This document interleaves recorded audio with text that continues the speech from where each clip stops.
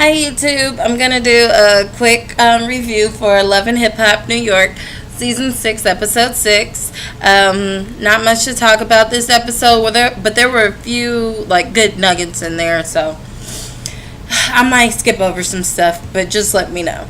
Anywho, starting off with Yandy, wasn't much about her. Yandy, she's gonna be working with Mo Mess now, also known as Mo Money or Mo or whatever. But I do think she's a mess, and she apparently, maybe she's like more talented than Young B, because Yandy had a problem working with Young B, but now she's working with Mo Mess, and she's just as bad, if not messier. But whatever. So she's gonna work with her. Mendices wasn't in this episode. Remy Ma. Remy appears to be a really good friend. She didn't want to help decorate and plan Ra Ali's maxi dress event, fashion show event.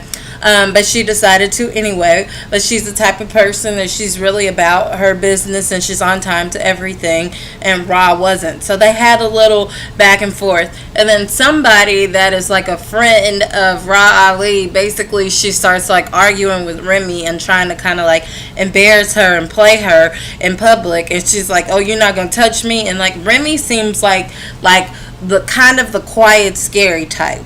Like, okay, I'm going to verbally warn you right now, and if you keep talking to me, you have about 5 seconds, and then I'm going to completely snap, and you're not going to see it coming. Then I'm going to end up in jail again. She's that type of person, which Papoose told her, do not be around Ra Ali, because she's going to bring those type of people around you that's going to like make you end up right back in jail, because your temper is just too much. Like, she used to not be the type of person to just like walk away from situations like that.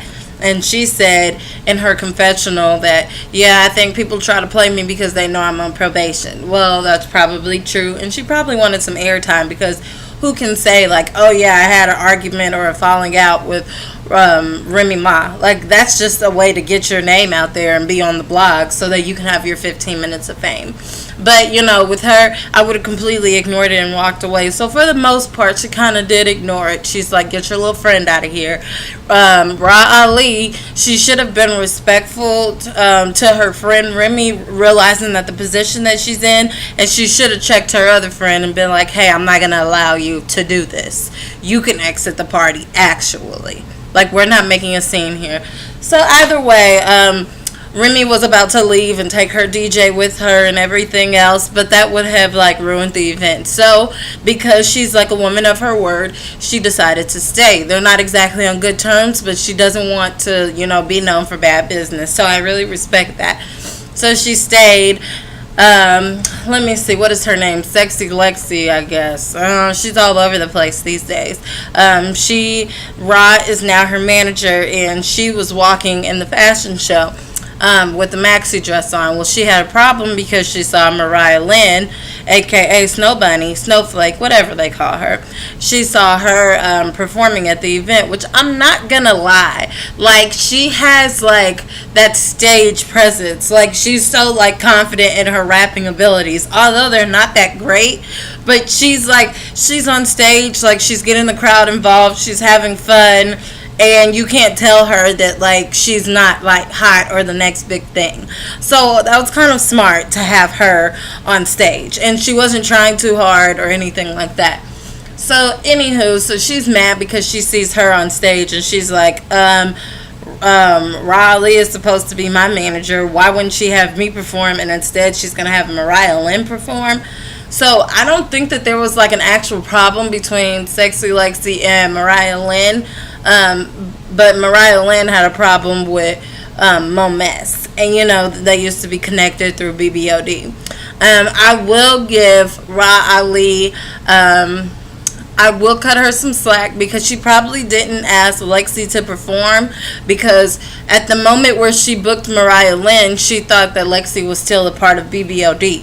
Well, she doesn't want to do business with Mo, because her and Mo, they do not see eye to eye, and Mo tends to bring nothing but problems. So, like she was saying, she didn't want to put Lexi in that position to have to decide okay, am I gonna not do it and just stick with BBOD, or am I gonna do this one solo thing on my own? So that would have put her in a bad position. So I understand Rob for that. So Lexi just really needs to calm down. You got your face out there. You've been a rapper for 6 years. Okay, great. We'll keep going. Like, this one event was not your make it or break it. She can have plenty more events. She's your manager now, like yours exclusively.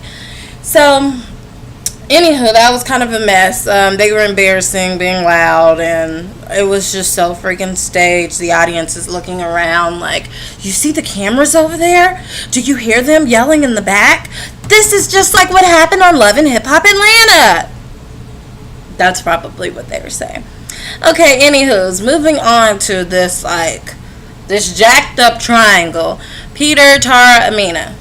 Amina, she was acting in this episode, did pretty good as far as like her crying and things like that, and she was like, she's packing up her clothes like she does every season. It's just really so hard for me because I know that Peter is coming home, and but I still love him, and I feel like I need to cry on his shoulder, but like, girl, like, he is the reason why you're crying. Like, you and Tara and Peter, y'all are just like, oh, it's driving me insane. Like, I don't know what's worse, Yandy and Mendici storyline or you, Tara, and Peter. I don't know. But whatever the case, it was just this fake, like, slow motion, like, oh, he's home. Oh, I'm happy, but I'm sad. I'm not going to hug him, but now I'm going to hug him. And then cut to commercial. That was so freaking fake and staged.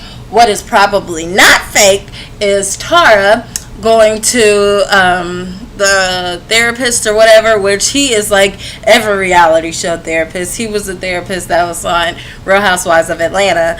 But she's like talking to him, and she's like, I just keep going in this circle over and over and over. And honestly, it's kind of scary. It's as if like Peter is like some type of addiction to her. So, and he's like lied to her their whole relationship, but she still has that little like ounce of hope, which is kind of sad. And I think that she's just like waiting for Peter to do the right thing, but honey, it's not happening.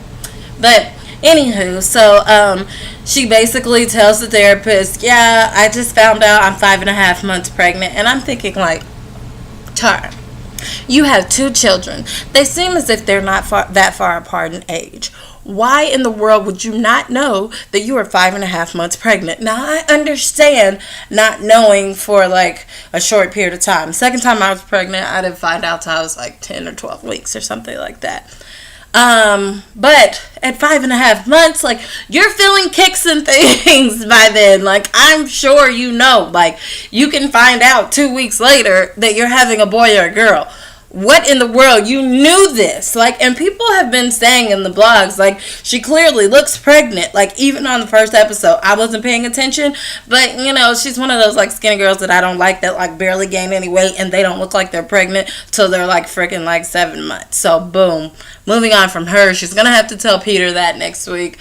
He's going to be like, dang, let me not go there. But he said he was really sad to find out about Amina's loss or her abortion or whatever. And I'm like, you're probably acting like it, but okay.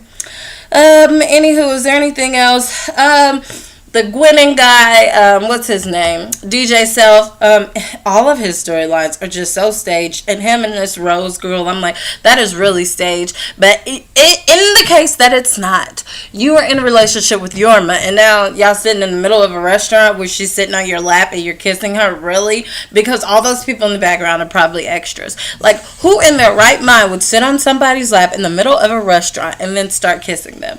Like, this is just out of control. Like, wow. Okay. But anyways, so he's going to have a little thing with her, and then Yorma's going to be mad at him again. Yorma met his daughter. His daughter's beautiful. His whole thing is just fake. And I don't know if he needed more, like light, like, on his name, but he's already, like, a big DJ in New York, so I don't understand why he's doing this show, but whatever. I always love when I see Cardi B on camera. She's really not dealing with self. She's just working on her career, and I really think that she's a beautiful girl, and I really hope that she makes it. And let me see, what else? Nothing else that I can really think of. If I missed something, guys, let me know. Hope you enjoyed. Hope it wasn't boring. This episode wasn't all that, but hopefully next week is better. Okay, see you guys soon. Bye.